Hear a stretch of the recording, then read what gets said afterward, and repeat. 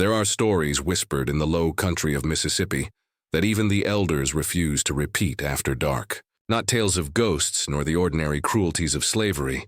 No, this story is older, heavier, and far more corrosive. It begins in the year 1854, when a man of wealth and reputation vanished inside his own home, leaving only a trail of blood across the pine wood floors and a silence that swallowed an entire county. The records speak only in fragments. A plantation ledger that ends mid-sentence. A newspaper column that dares to name him, but buries the details in euphemism. And the church register, a single line hastily struck through with black ink, as though God himself demanded erasure. The man's name was Colonel Thaddeus Gable, a landowner whose power reached across 5 counties. But the disappearance was not the true horror. What preceded it was a wager, a drunken bet sealed in cruelty that mocked both God and man. For Colonel Gable, in the summer of 1854, married one of his own slaves. She was not chosen for beauty or for favor. She was chosen for humiliation. Her name was kept from history, buried under the words the cook or the fat woman. Yet among those who worked the fields, she was spoken of with a trembling reverence, as if some dark fire lived within her flesh. The marriage was not love. It was spectacle. Witnesses later claimed the colonel laughed so hard during the vows that he spat whiskey onto the pulpit floor. But others swore the woman did not laugh, did not flinch, did not even blink. She only stared, straight ahead into the rafters of the church, as though waiting for something to descend. Days later, the colonel vanished. The house staff told conflicting stories. Some spoke of screams so loud they rattled the windows. Others swore they heard nothing at all, only the sound of knives clattering onto the kitchen floor. A few whispered of a locked room, a chamber sealed with iron nails where no one was permitted to enter. But all agreed on one thing. After that night, the plantation felt wrong. The air in the corridors was heavy, rancid, as if the walls themselves had been fed raw meat. The town tried to bury the incident, but children sang of it in playground rhymes. Preachers warned against it in veiled sermons. And the enslaved, those who endured its shadow firsthand, refused to speak of it above a whisper, calling it simply the marriage. No body was ever found, only stains. And so the story begins not with love nor even with hatred, but with a bet that opened a wound in the American South, one that has never healed, and one that history itself tried to strangle into silence. They say the devil does not appear in fire and brimstone, but in laughter, the cruel laughter of men who believe themselves untouchable. On a sweltering July night in 1854, in the heart of a Mississippi parlor thick with cigar smoke and bourbon fumes, such laughter birthed a wager that would scar an entire region. Colonel Thaddeus Gable was not merely a plantation owner. He was a man whose name carried weight in courts and pulpits, a figure who moved through Southern society, as though ordained by Providence itself. But power is a hunger, and hunger breeds recklessness. That night, as thunder cracked over the cotton fields, Gable's recklessness became scripture. The men gathered in his home, planters, bankers, lawyers, were drunk on whiskey and arrogance. Cards lay spread across the table, fortunes shifting hand to hand. But coin and land no longer satisfied them. They wanted spectacle. They wanted degradation dressed as amusement. It was Judge Mercer, an old friend with a face like boiled leather, who goaded him. "You boast of dominion, Thaddeus," the judge sneered. "But a master who commands only fear commands little. Marry one of your stock. Prove your authority. Make the holy bond of matrimony a chain." The room erupted in laughter, the kind that stinks of rot. Some swore the devil himself sighed through the rafters. At first, Gable balked. Marriage was a covenant, after all. Even in their debauchery, these men claimed loyalty to the church. But the more they drank, the more the idea festered. It was not marriage in their eyes. It was a joke, a desecration to flaunt in whispers, a living reminder that even the sacraments could be bent under the weight of slavery. And so the bet was struck. Within 7 days, Thaddeus Gable would marry one of his slaves. Not the fair-skinned house girls the others might have chosen to soften the mockery. No, his companions demanded humiliation. They chose for him the cook, a woman named only in scraps of testimony as Etta or Addie, but remembered always by her body. large, broad, her frame heavy with the labors of the kitchen. In the silence that followed the announcement, some swore she smiled. The ceremony was arranged in secret, but secrets do not live long in the South. Word spread like rot through the quarters, through the fields, and into the town. Some laughed at the scandal, others recoiled in disgust. Yet a few felt something else, dread, as though mocking the bond of marriage was not only a cruelty, but a blasphemy that called something ancient down into the flesh of men. That night, Gable toasted to his wager. He drank deep, slammed the glass upon the table, and declared, "I'll make her my wife, and I'll make the world laugh with me." But no one laughed when the vows were spoken. No one laughed at all. It was a Sunday morning when the marriage was performed. A day meant for hymns and prayer, but on that July Sabbath, the church doors of St. Matthew's were open to mock God rather than worship him. The witnesses, white men in fine coats, their wives in stiff corsets, sat in rigid rows as if they were attending a play. A few enslaved were dragged inside to serve as a silent audience, their faces blank, their eyes lowered. The air smelled of sweat and lamp oil, though some claimed it carried another odor too, like blood drying on iron. Colonel Thaddeus Gable entered first. He walked with the arrogance of a man convinced he was writing his own scripture. At his side, to the astonishment of all, came the cook, the fat woman. Her name, obscured by history, was whispered only as Etta. She wore no veil, no gown, only a plain dress of coarse fabric, the same in which she stirred pots of stew in the scalding kitchens of the plantation. But that morning her silence drew more weight than any bridal choir. The preacher, Reverend Josiah Crane, was said to have hesitated. He read the vows with a faltering tongue, his eyes darting again and again to the massive woman standing beside Gable. Some later swore the Reverend's lips trembled on the words, "What God hath joined together." Others claimed his voice broke entirely, but Etta never flinched. She did not bow her head, did not fold her hands. She stood, staring not at her groom, nor at the congregation, but upward, toward the rafters, toward something unseen. When it came time to exchange vows, Gable laughed openly. He spat whiskey on the floorboards and declared, "This day, I bind beast and man in holy matrimony." The crowd erupted in cruel laughter, though a few quickly silenced themselves, chilled by the weight in the cook's unblinking eyes. The ring slid onto her finger, not gold, but a crude band of iron, hammered thin by the plantation blacksmith the night before. When it closed around her flesh, some swore they heard a sound, not of metal but of something cracking deep beneath the floorboards. The preacher ended the ceremony with a whisper, his face pale as candle wax. Then silence. The guests expected Gable to revel in his triumph, to boast of the bet fulfilled. Instead, a tension hung in the air so thick it seemed to press against their chests. One child in the pews began to cry, though no one could say why. Another guest swore she saw the shadows in the church move against the sunlight, bending inward toward the couple as though drawn by hunger. The marriage was sealed. The bet was won, and yet no laughter rose when they left the church. Only silence, so heavy, so unnatural, that the cicadas outside ceased their song for the rest of the day. The town had witnessed a covenant not of God, nor of men, but of something else entirely. And all who attended knew, though few would ever confess, that something had been set loose. The marriage had been sealed before God and man, or so the Reverend claimed.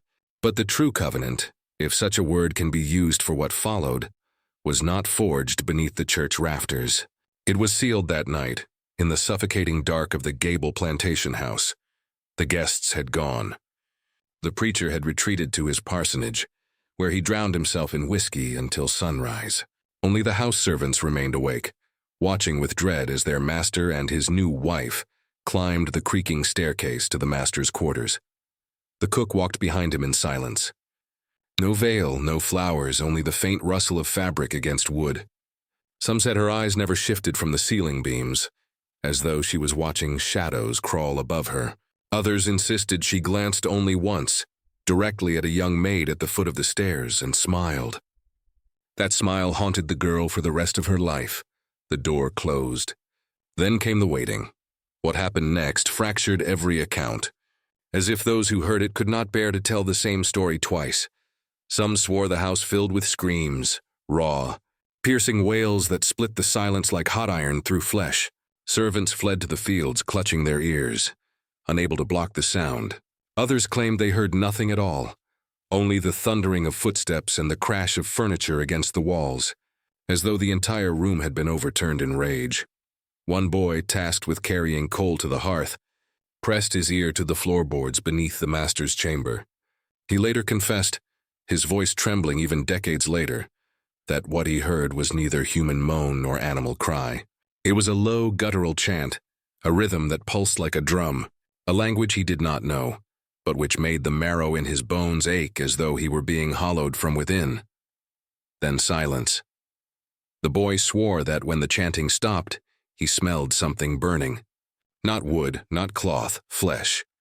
When morning came, the master's chamber door remained locked. Colonel Gable did not descend for breakfast, nor did he appear on the veranda where he usually greeted the overseer. Only the cook emerged. Her dress was torn, her face streaked with something dark, yet she walked calmly into the kitchen, lit the stove, and began preparing a pot of stew. She spoke to no one, but from that day forward, the colonel was changed. He laughed less, he drank more, and he avoided the cook's gaze as though her very eyes might undo him. Some claimed she no longer spoke at all, only hummed while she stirred her pots, low, guttural notes that vibrated through the kitchen beams. Children covered their ears when they heard it. Grown men felt their stomachs twist. It was on that night, the first night, that the wager turned into something else. Something not born of cruelty but of covenant. Something that could not be undone. And the town, though it tried to bury the memory, was never the same again. News spreads fastest, not through proclamations, but through whispers. And in 1854, whispers about the Gable marriage carried like smoke across the pine woods. Within a week, every storekeeper, preacher, and field hand knew of it. But no two people told it the same way. Some called it a jest gone too far. Others called it sacrilege. Still others muttered of witchcraft. In parlors, women pressed lace handkerchiefs to their lips and murmured that they could feel something amiss in the very air, like the heaviness before a storm. The church became the first battleground. Reverend Crane, who had performed the vows, attempted to explain himself the following Sunday. His sermon was scattered, his words hesitant as if he were groping for sense in the dark. He spoke of sin, of disorder, of man mocking God's holy sacrament, but his eyes kept darting toward the back pews, where two enslaved women sat with their heads bowed. One of them was humming. The sound was so soft, almost swallowed by the organ's final notes, but the Reverend faltered mid-sentence and never recovered. After that day, mothers kept their children from attending services at St. Matthew's. Rumors spread that the very walls of the church groaned at night, as if straining under an invisible weight. Children, however, are crueler than adults. On dusty roads and schoolhouse steps they invented rhymes. Fat bride, blood bride, cooking in the night. Feed him once, feed him twice. Never see the light. No one knew where the chant began, but soon it was everywhere, rising from playgrounds like a taunt against the adults who hushed them. The town's men avoided speaking of it in daylight, but in taverns, after whiskey dulled their tongues, they speculated in ugly detail. Some claimed the colonel was bewitched, bound by spells as old as Africa itself. Others whispered that the cook had carried within her a spirit not her own, that she was not a bride, but a vessel. The enslaved on the plantation said nothing. They worked their rows with bowed heads, their silence louder than any rumor. But those who lived nearest the Gable estate claimed to see strange things in the fields at night, lantern lights moving in patterns, as though some procession was taking place long after midnight. The sound of drums carried faintly across the cotton rows, though no one was bold enough to investigate. And always, the colonel grew worse. His face, once ruddy with drink and arrogance, grew pale and drawn. He stumbled through town muttering, his coat unbuttoned, his hands trembling. He avoided the taverns, avoided his own overseer, even avoided the church where he had once been a pillar. One farmer swore he saw him outside the courthouse one evening, scratching words into the dirt with a trembling finger. It wasn't me. It wasn't me. But the truth, as the town would come to realize, was that it was not the colonel they feared anymore. It was her. Most records of the Gable marriage come from whispers, sermons, or drunken confessions. But there exists one account, fragile, terrifying, that came from the mouth of a child. Her name, preserved in fragments of parish notes, was Mary Elkins. She was 8 years old in 1855, the daughter of a tenant farmer who died of fever. With no kin to claim her, Mary was sent to live for a season at the Gable estate, where she was put to work carrying kindling and water for the kitchens. She should have forgotten everything. She should have been like so many other children, faded into the background of labor and silence. But in the years that followed, Mary spoke often of what she saw in the house. Her testimony, recounted decades later in the infirmary of a poorhouse, still lingers in county records like a bruise no one dares touch. Mary remembered the cook, Etta, not as cruel but as watchful. She hummed while stirring the vast pots of stew, the same humming that had unsettled the reverend in church.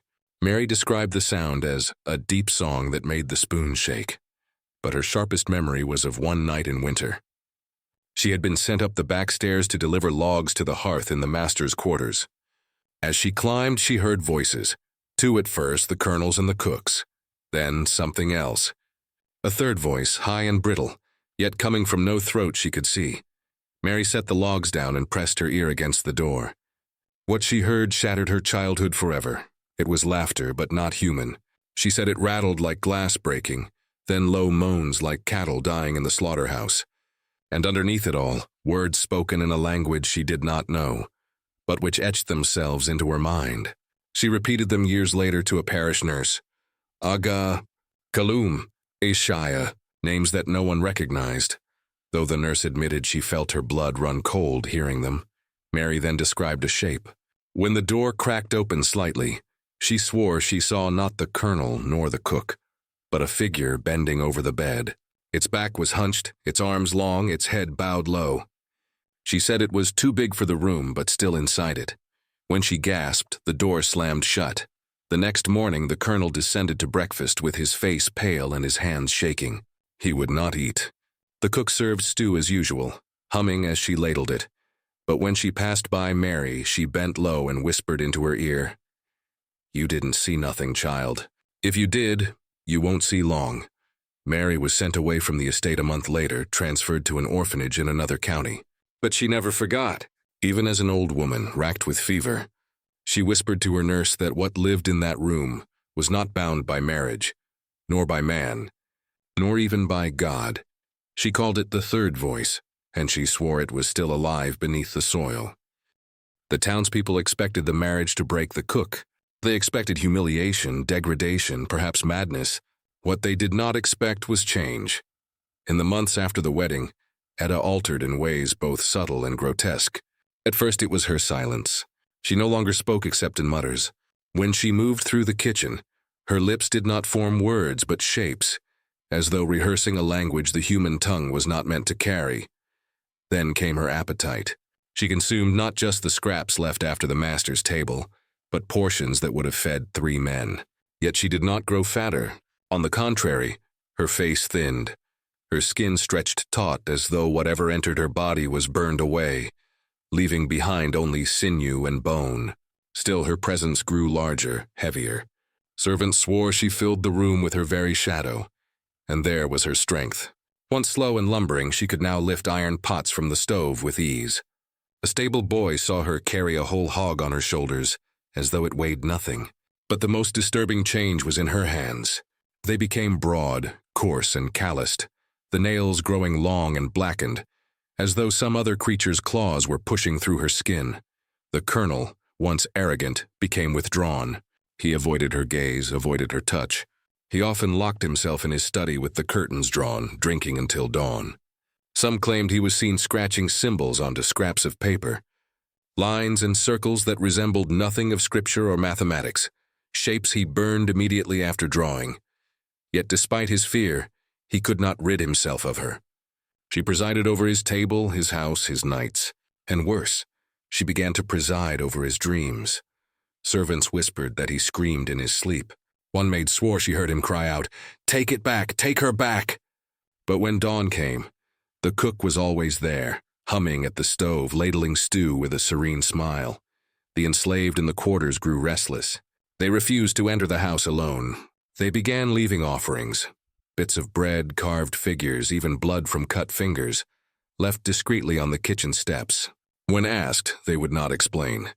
They only said it was better to give her something than to be taken, but not all change was visible. Some swore she carried a glow about her, faint, sickly like swamp fire. Children who glanced at her directly grew feverish, sometimes for days. One boy, after staring too long, fell into convulsions, muttering the same broken words Mary Elkins once heard. Agga, Kalum, Ishaya. By the spring of 1856, even the bravest townsfolk avoided the plantation. The church ceased sending Reverend Crane for blessings. The overseer quit without explanation, and the cook, now mistress in all but name, walked the halls of Gable House with a gait that was no longer human. It was as though the bet had not bound her to the colonel, but the colonel to her. Every southern mansion carried secrets, locked attics, shuttered basements, rooms where dust was allowed to thicken because no one dared cross the threshold. But the Gable House had one chamber that unsettled even the most hardened visitor. It was the east room on the second floor, overlooking the cotton fields. In Colonel Gable's youth, it had been a guest room. White linens, tall windows, polished walnut bedposts.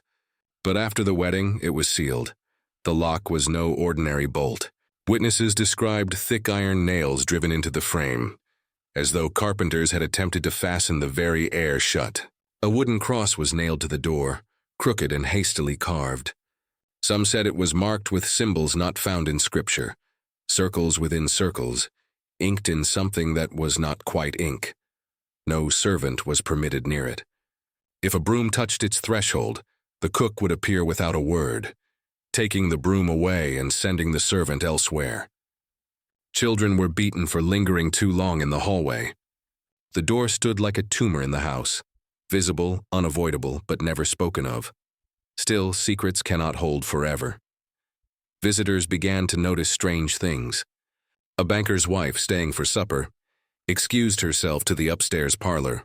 Passing the locked door, she claimed she heard breathing on the other side. Not the deep, steady breath of sleep, but a rapid, rasping inhale, as though someone were crouched close to the keyhole, drawing air in and out as they listened. A traveling merchant swore that in the dead of night, he saw light spilling from beneath the door, not the warm glow of candle flame, but a pale blue shimmer, like moonlight on water. When he bent to peer closer, he felt the boards beneath his knees tremble, as though something vast was shifting just beyond the threshold. Even the colonel could not conceal his dread. Whenever he passed the door, he walked faster, his face tightening. He often muttered to himself under his breath, prayers tangled with curses. But it was Mary Elkins, the orphan who had lived briefly in the house, who left the most chilling testimony. Years later, she confessed she had once dared to press her ear against that door. What she heard was not words, nor music, nor screams. It was laughter. High, piercing, childlike laughter, but layered, multiplied, as if dozens of unseen mouths were laughing together, overlapping until it became one terrible chorus.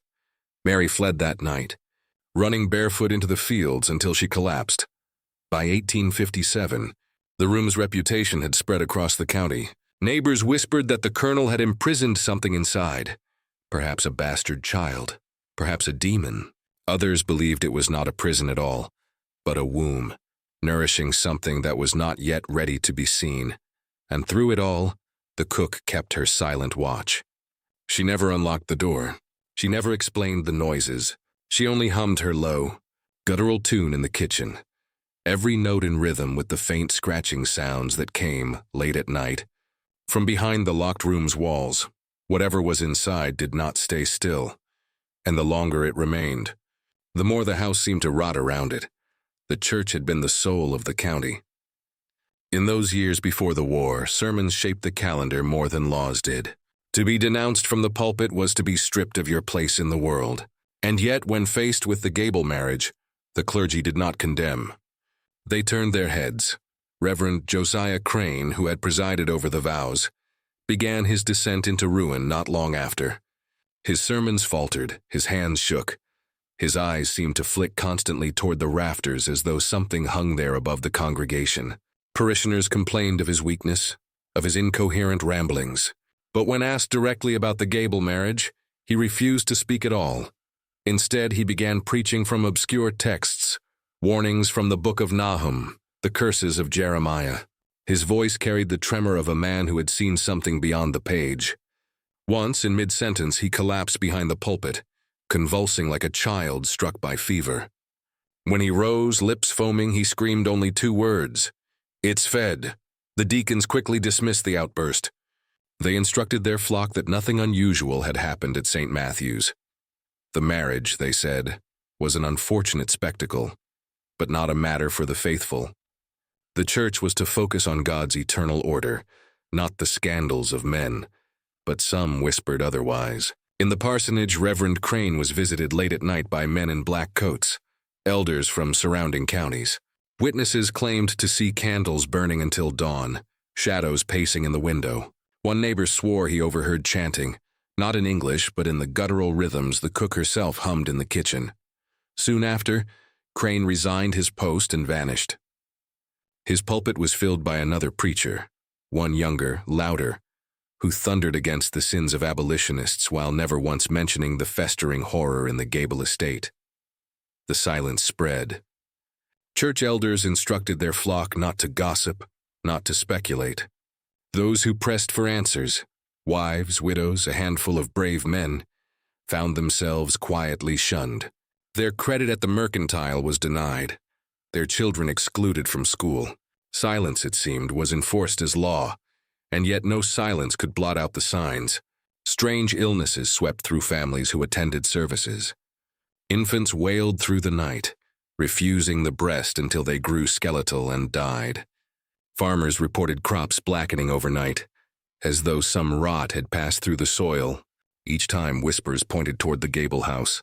Each time the pulpit said nothing. The truth was this: the church did not bury the scandal because it was trivial. It buried it because it was dangerous. The Reverend had seen something in that marriage, something no doctrine could contain, and the men in black coats, who came from far beyond Mississippi, did not arrive to heal. They arrived to hide. The church had made a choice. It would not fight the darkness. It would serve as its shield, and thus the silence of the steeple became the loudest sound in the county. By the summer of 1858, the Gable Plantation had become less a home than a mausoleum. Its shutters were closed, its halls thick with mildew. Yet one night in August, Colonel Gable summoned guests for dinner. No one knows why. Some claimed it was an attempt to prove he still commanded respect. Others whispered it was not his idea at all, that it was the cook's command, spoken without words. The invitations were delivered by hand, and though many recoiled, none dared refuse. To decline the colonel was to risk ruin, and so they came, bankers, planters, their wives, all dressed in their stiffest finery. The dining room was stifling. Lamps burned low, as though starved of oil, casting long shadows across the faces at the table. The colonel sat at the head, his hands trembling, his skin pale. Beside him stood Etta, the cook, now garbed in a dark dress that clung to her frame like burial cloth. She did not sit. She served. The first course was stew, always stew. Guests ladled it from great iron pots, steam rising in waves that smelled rich, heavy, and unfamiliar. At first conversation flowed, nervous and brittle, but soon it faltered, for the stew was unlike anything they had tasted. Some described it as sweet, others as metallic, others as rotten and fresh at once. It clung to the tongue, thick and cloying, as though it resisted being swallowed, yet no one dared push the bowl away. The cook stood over them, her eyes fixed, her humming low. One planter's wife excused herself after a single spoonful, her face blanching. She vomited in the hall, insisting later that she had swallowed blood. Another guest whispered to his neighbor that he found in his bowl a fragment of something solid. Not bone, not gristle, but a fingernail. Still, most forced the stew down. Fear compelled them more than appetite. It was the second course that shattered the gathering. Etta brought forth a roast, its flesh blackened and glistening with fat. As she carved, the meat bled, though it had been roasting for hours. She served each guest in silence. The first man to cut into it gagged. His fork fell to the table with a clang, for the meat was not pork nor beef nor any game of the region. Its fibers were wrong, too long, too sinewy. Its marrow leaked like tar. Whispers broke out. The colonel rose to calm them, but his lips trembled. And then, as if to end all doubt, one of the wives screamed. She had found, buried in the folds of meat, what could only be described as an infant's tooth. The room erupted in horror. Some fled, some retched. Yet through it all, the cook only hummed. The low, relentless hum that seemed to shake the walls themselves. The colonel collapsed in his chair, covering his face with his hands. His voice was broken, weeping, repeating the same phrase again and again. She made me. She made me. The guests scattered into the night, but none spoke publicly of what they had seen. To confess would be to confess participation, and so the event became one more silence layered atop the rest. But those who ate the stew, who swallowed the meat, they were never the same. For weeks after, they dreamed of dark corridors, of laughter behind nailed doors, of a woman humming in the shadows. Some woke with blood on their lips. The feast was not nourishment. It was communion, and it bound them all unwillingly to the covenant of the cook. In the aftermath of the feast, the county lived in dread. No one spoke openly, yet all felt the weight of the event. Farms were abandoned. Servants fled into the swamps, and even the bravest men of the town avoided the Gable property. But whispers persisted that within those shuttered halls, a darker transaction was being kept. The discovery came by accident. A runaway boy, no more than 14, had hidden in the attic of the plantation for shelter. Days later, when he slipped back into town, half-starved and shivering, he carried with him a book, bound in leather, its edges burned, its spine cracked. He presented it to the undertaker, who in turn brought it to the sheriff, and there in cramped handwriting they found the ledger. It was no ordinary account book. At first glance, it bore the typical entries of a planter: cotton yields, slave valuations, debts owed, debts collected. But as the pages turned, the ink grew darker, the symbols stranger. Beneath the columns of numbers lay marks that resembled neither English nor Latin, but something older. Some resembled knives, others the shapes of swollen eyes, others yet the curling spirals of seashells. Then came the names. Names of the dead, infants who had perished in childbirth, servants buried without record, field hands lost to swamp fever. Each name had been carefully inscribed. Then followed by a single notation: a value, a banker's child, $500, a stillborn, $50, an enslaved cook's newborn, $300. The ledger was not recording sales of flesh. It was recording sales of souls. And beside these values, initials appeared.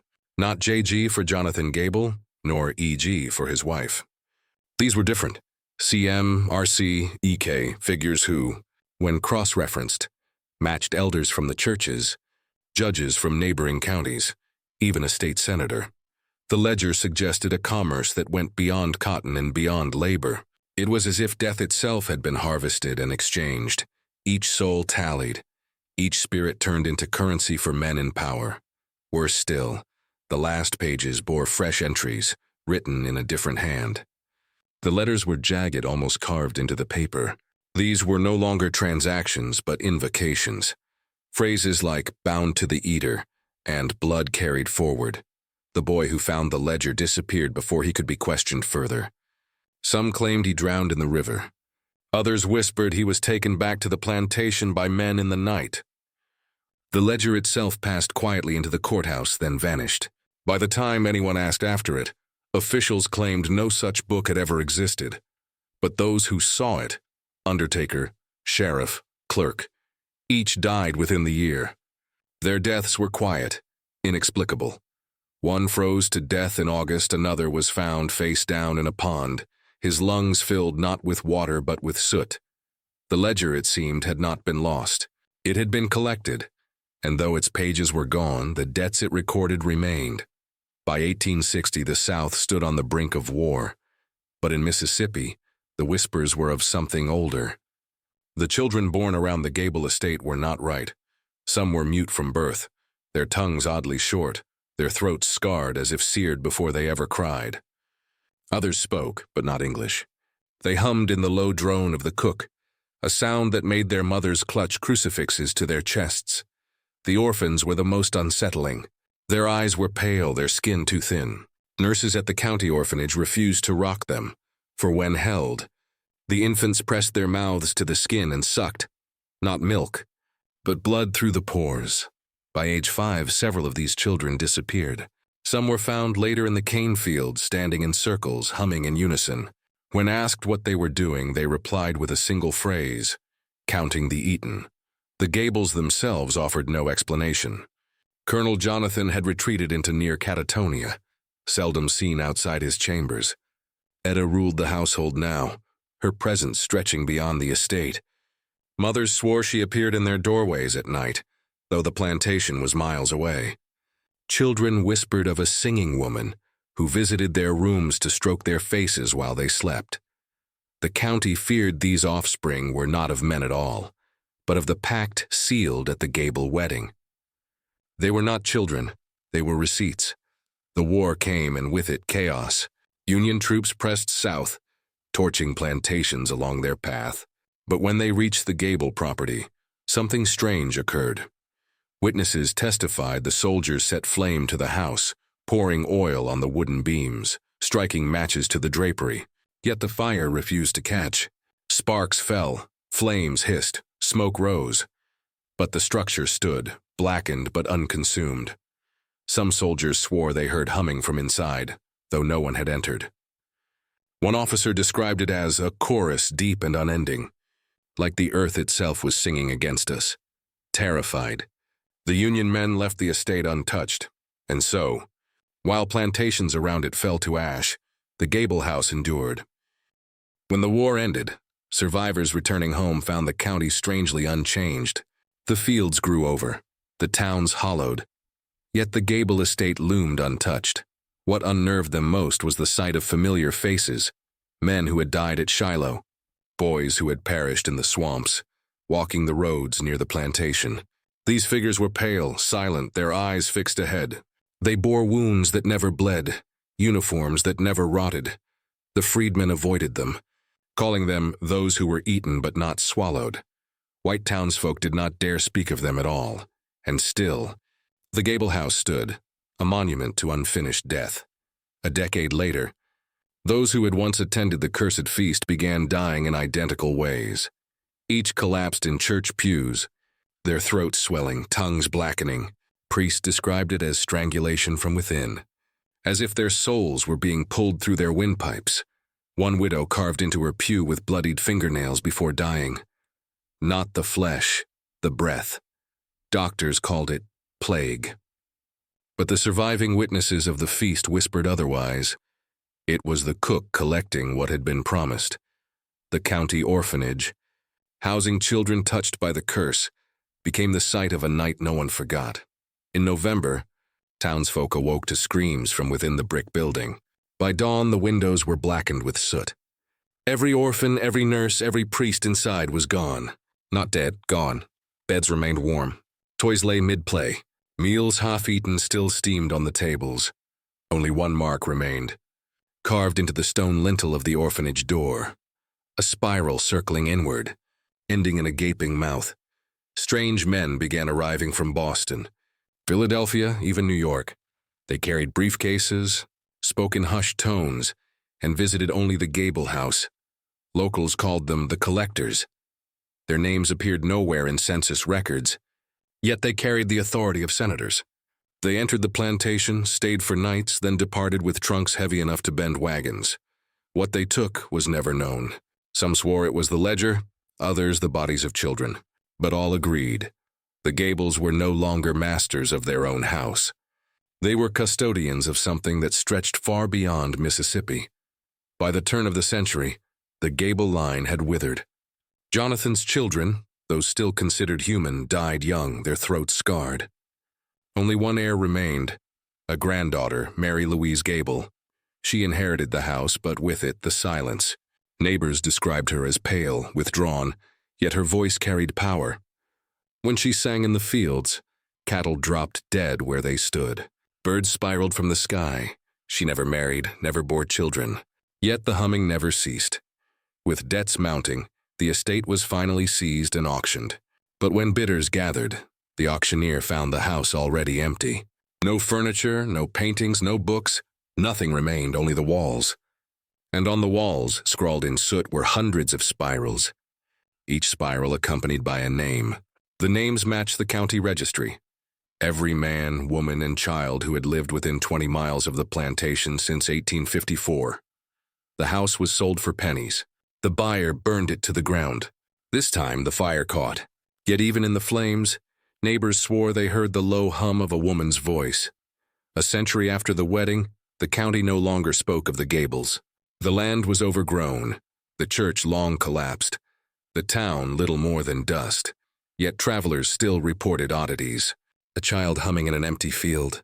A stew boiling in an abandoned shack, though no one tended it. Spiral carvings in trees where no knife had ever touched. And at night, if one lingered too long, one could hear the sound, the low, endless humming, rising from the soil itself. Historians dismiss it as folklore, the product of Southern superstition. But in archives, sealed collections contain references to a ledger that never existed, a family erased from record, and visitors whose names appear in no genealogy. The truth is simple and unbearable. The marriage in 1854 was not a joke, not a scandal, but a pact. A bargain that turned flesh into currency, death into contract, and silence into survival. And though the house is gone, the covenant remains. For debts of the soul are never forgiven. The South forgot the Gables, but the earth did not.